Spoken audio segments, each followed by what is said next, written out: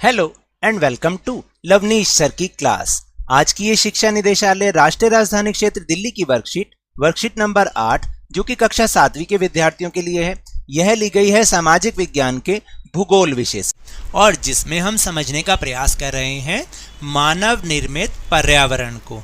आपको याद है ना कि पिछली वर्कशीट्स में भी हम इसी के बारे में ही सीख रहे थे। पहले हमने जो है प्राकृतिक चीज़ों के बारे में सीखा था, प्राकृतिक पर्यावरण के बारे में सीखा था।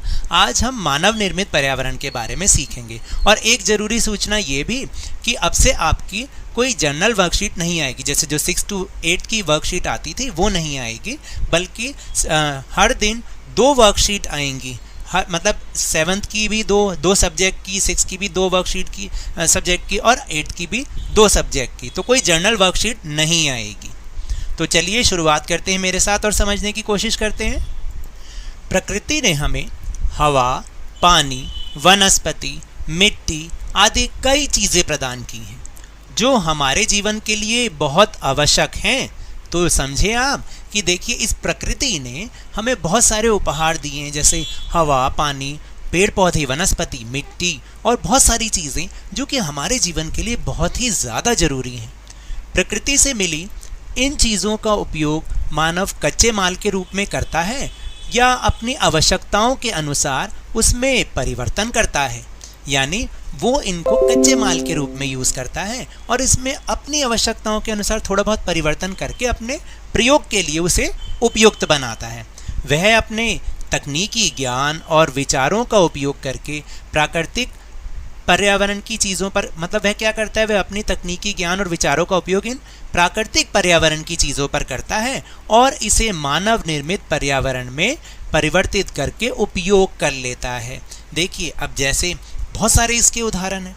मान लीजिए लकड़ी है, लकड़ी तो प्राकृतिक पर्यावरण का उदाहरण है, लेकिन वो जब इसको अपने तकनीकी ज्ञान से फर्नीचर बना लेता है, सोफ़ा बना लेता है, कुर्सी बना लेता है, तो वो मानव निर्मित पर्यावरण में उसको बदल लिया उसने। अब और भी बहुत सारी चीज़ें हैं, जैसे खनिज पदार्थ हैं। खनिज पदार्थ तो ज़मीन से निकलते हैं, वो हमें प्रकृति ने दिए हैं। अब वहाँ से जब लोहा अयस्क निकला, कच्चा लोहा निकला, फिर लोहा को फिर अपनी आवश्यकता के हिसाब से कोई भी रूप दे दिया और उसको मानव निर्मित पर्यावरण में परिवर्तित कर दिया। तो अपने जीवन को सुविधाजनक बनाने के लिए मानव जिस पर्यावरण की रचना करता है उसे ही हम मानव निर्मित पर्यावरण कहते हैं। तो देखा आपने कि किस तरह से अपने जीवन को और सुविधाजनक बनाने की चाह में जो व्यक्ति है, जो मानव है, वो प्राकृतिक पर्यावरण की चीज़ों को उपयोग करता है और अपनी आवश्यकता अनुसार उन्हें उपयोग करके अपने ज्ञान से और अपने जीवन को सुविधाजनक बनाने के लिए वो अपने चारों तरफ इस पर्यावरण की रचना करता है। इसे ही हम मानव निर्मित पर्यावरण कहते हैं। और उदाहरण के लिए जैसे पेड़ की लकड़ी से फर्नीचर बनाए जाते हैं, घर बनाने के लिए ईंटें मिट्टी से बनाई जाती हैं और मिट्टी तो हमें पर्यावरण किसने दी है, प्राकृतिक पर्यावरण से मिली है, प्रकृति से मिली है। फिर वाहन, बर्तन आदि बनाने के लिए धातुओं का उपयोग किया जाता है और धातुएं कहाँ से मिलती हैं, ज़मीन से, खनिज के रूप में। समझे अब आप।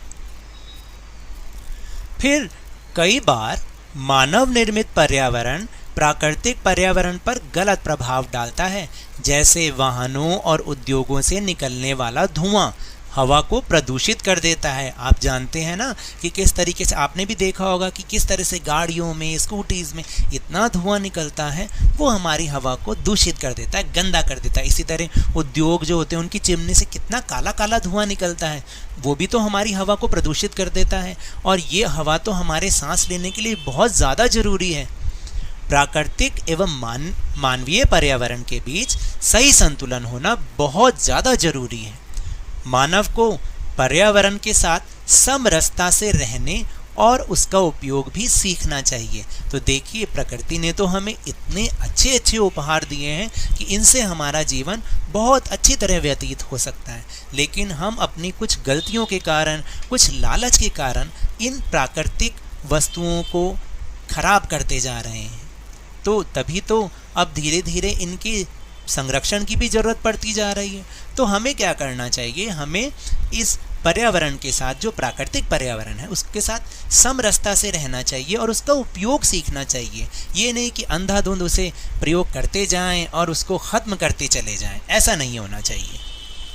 अब यहाँ पर मानव पर्यावरण के कई सारे उदाहरण हैं जिन्हें मानव ने बनाया है, किसके लिए? अपनी आवश्यकताओं की पूर्ति के लिए और अपने जीवन को सुविधाजनक बनाने के लिए। तो कौन कौन से उदाहरण हैं इस मानव निर्मित पर्यावरण के? पार्क, देखिए पार्क बनाया, पार्क में हम खूब खेलते हैं, आप भी जाते हो ना पार्क में, झूले झूलते हैं, खूब मज़ा आता है। तो इसी तरह सड़कें बनाई, क्योंकि अगर कच्चा रास्ता होता है तो हमें भी चलने में मुश्किल होती है, गाड़ियाँ या स्कूटियाँ चलने में भी बहुत मुश्किल होती है। फिर पुल बनाए ताकि हम नदियों के ऊपर भी आराम से उसे पार कर सकें। उद्योग धंधे बनाए, उद्योग धंधों में क्या होता है, हमारी आवश्यकता वाली सारी चीज़ें बनाई जाती हैं। बड़ी बड़ी इमारतें बनाई जिसमें ज़्यादा से ज़्यादा लोग रह सकें, ऊंची ऊंची इमारतें बनाई, और स्मारक बनाए जो कि हमारी विरासत भी हैं और आगे आने वाली जो हमारी पीढ़ियां होती हैं उनको भी हम बता पाते हैं कि भाई देखिए कि इस तरीके से उस ज़माने में इतना वैभव था या इस तरीके की कलाएं चलती थी, तो इसके लिए क्या बनाया गया? इमारतें बनाई गई। तो ये कुछ मानव निर्मित पर्यावरण के उदाहरण हैं। तो अब चलते हैं अपने प्रश्नोत्तर की ओर। पहला प्रश्न है कि मनुष्य अपने पर्यावरण में परिवर्तन क्यों करता है? देखिए मैंने इसका उत्तर यहीं पर ही लिख दिया, ये प्रश्न नंबर 1 का उत्तर है कि मनुष्य अपने पर्यावरण में परिवर्तन इसलिए करता है ताकि वह अपनी आवश्यकताओं की पूर्ति कर सके और अपने जीवन को सुविधाजनक बना सके, इसलिए तो वो अपने पर्यावरण में परिवर्तन करता है। फिर दूसरा प्रश्न है कि अपने आसपास से उन चीज़ों की सूची बनाइए जो हमारे पर्यावरण के लिए खतरा है। तो देखिए प्लास्टिक सबसे ज़्यादा बड़ा खतरा। दूसरा, फिर फैक्ट्री की चिमनी से निकलने वाला धुआं भी होता है, कोयले को जलाने से बहुत सारा धुआं निकलता है। और ई वेस्ट समझते हैं, ई वेस्ट क्या होता है? जितने भी हमारे ये जो इलेक्ट्रॉनिक चीज़ें होती हैं ना, जैसे एलईडी टीवी, हमारा कंप्यूटर और बहुत सारी ऐसी चीज़ें, सेल होता है, बैटरी, ये सारा का सारा ये जब खराब हो जाता है तो इसका क्या होगा सोचिए। तो ये सारा वेस्ट बन जाता है और ये हमारे लिए बहुत ज़्यादा खतरा है, इसका निपटान करना बहुत ज़्यादा ज़रूरी होता है। फिर उसके बाद तेज़ आवाज़ वाले हॉर्न, आपने देखा है ना गाड़ियों में, स्कूटी में कितने तेज़ आवाज़ वाले हॉर्न होते हैं, इससे ध्वनि प्रदूषण फैलता है। और प्लास्टर ऑफ पेरिस से बनने वाली मूर्तियाँ, ये इतनी ख़राब होती हैं, जब ये पानी में मिलती हैं ना तो पानी को भी दूषित कर देती हैं। फिर इसके बाद जो दूसरा प्रश्न है वो है कि अपने आसपास से कुछ उदाहरण लेकर निम्नलिखित तालिका को भरिए। तो पहला है कि मानव निर्मित पर्यावरण, और इसमें 2 उदाहरण दे रखे हैं, कार और पंखा। तो बाकी क्या हो सकते हैं? सड़क, पार्क, उद्योग, इमारतें, स्मारक और पुल। इसी तरह प्राकृतिक पर्यावरण की कौन कौन सी चीज़ें होंगी? नदी पर्वत तो उदाहरण के रूप में दे रखा है, मिट्टी, हवा, जल, सौर ऊर्जा, पवन ऊर्जा और वनस्पति भी हो सकती है कि नहीं हो सकती।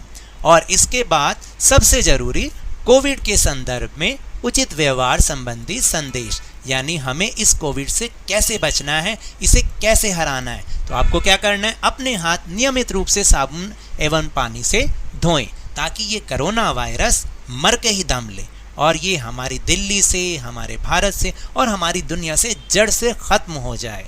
तो ये तो थी आज की वर्कशीट। अगर मेरे इस तरह समझाने से अब आपको समझ में आने लगा है तो इस चैनल और वीडियो को लाइक दीजिए, कम से कम 1 के लाइक तो बनते ही हैं। सब्सक्राइब कीजिए और शेयर कीजिए और जल्दी से जल्दी अपने इस चैनल को, उसके सब्सक्राइबर को 50 के तक पहुंचा दीजिए। लेकिन याद रखिएगा, घर से बाहर निकलते समय मास्क जरूर लगाएं, अपने हाथों को नियमित रूप से साबुन और पानी से धोते रहिए क्योंकि कोरोना अभी भी फैल रहा है। और जब भी आपकी बारी आए कोरोना का टीकाकरण जरूर कराएं क्योंकि कोरोना को हराना है और जिंदगी को एक बार फिर से सुहाना बनाना है। और उसके बाद स्कूल भी तो जाना है। इसी उम्मीद के साथ बहुत बहुत धन्यवाद।